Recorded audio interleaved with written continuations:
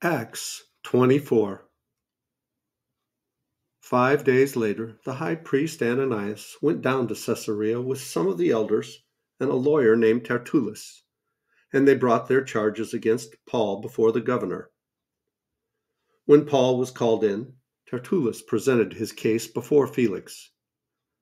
"We have enjoyed a long period of peace under you, and your foresight has brought about reforms in this nation. Everywhere and in every way, most excellent Felix, we acknowledge this with profound gratitude. But in order not to weary you further, I would request that you be kind enough to hear us briefly. We have found this man to be a troublemaker, stirring up riots among the Jews all over the world. He is a ringleader of the Nazarene sect and even tried to desecrate the temple, so we seized him.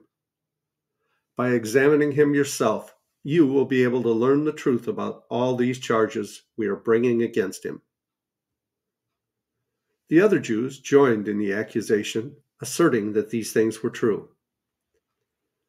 When the governor motioned for him to speak, Paul replied, "I know that for a number of years you have been a judge over this nation, so I gladly make my defense. You can easily verify that no more than 12 days ago I went up to Jerusalem to worship. My accusers did not find me arguing with anyone at the temple, or stirring up a crowd in the synagogues, or anywhere else in the city. And they cannot prove to you the charges they are now making against me. However, I admit that I worship the God of our ancestors as a follower of the way, which they call a sect. I believe everything that is in accordance with the law and that is written in the prophets.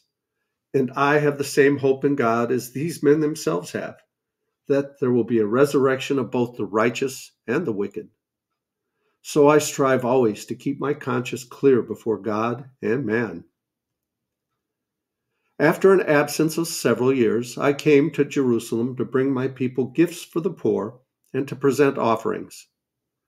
I was ceremonially clean when they found me in the temple courts doing this. There was no crowd with me, nor was I involved in any disturbance. But there are some Jews from the province of Asia who ought to be here before you and bring charges if they have anything against me. Or these who are here should state what crime they found in me when I stood before the Sanhedrin.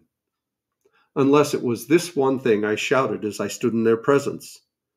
It is concerning the resurrection of the dead that I am on trial before you today." Then Felix, who was well acquainted with the way, adjourned the proceedings. "When Lysias, the commander, comes," he said, "I will decide your case." He ordered the centurion to keep Paul under guard, but to give him some freedom and permit his friends to take care of his needs. Several days later, Felix came with his wife Drusilla, who was a Jewess. He sent for Paul and listened to him as he spoke about faith in Christ Jesus. As Paul talked about righteousness, self-control, and the judgment to come, Felix was afraid and said, "That's enough for now. You may leave. When I find it convenient, I will send for you." At the same time, he was hoping that Paul would offer him a bribe, so he sent for him frequently and talked with him. When 2 years had passed, Felix was succeeded by Porcius Festus. But because Felix wanted to grant a favor to the Jews, he left Paul in prison.